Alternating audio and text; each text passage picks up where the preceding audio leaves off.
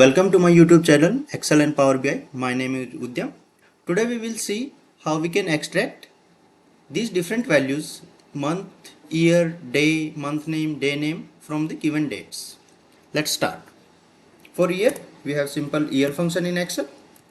We put the year and select this date. Similarly for the month we have the month function. Select the date, hit the enter button. Again for the day we have the day function. Select the date and hit the enter. Now we have to extract month name like December, January, May, August.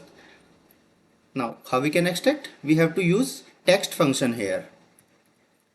Text. Now it is asking for us the value. Value is our date. And the format, start the inverted comma and use M as a to extract the month name. 3 times M, inverted comma, close and the bracket close, hit the enter button. Now the month name has been come. Now if we put 4th time M, it will give us the complete month name.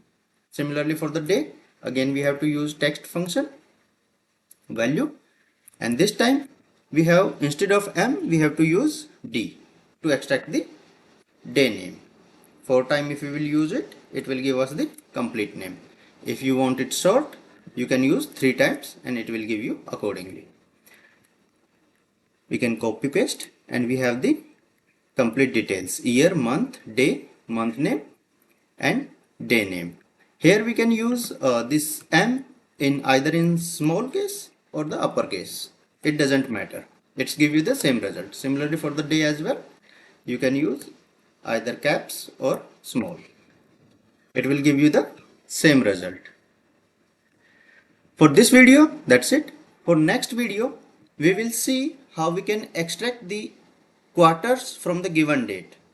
First, we will calculate the calendar year quarter and then we will calculate the financial year quarter.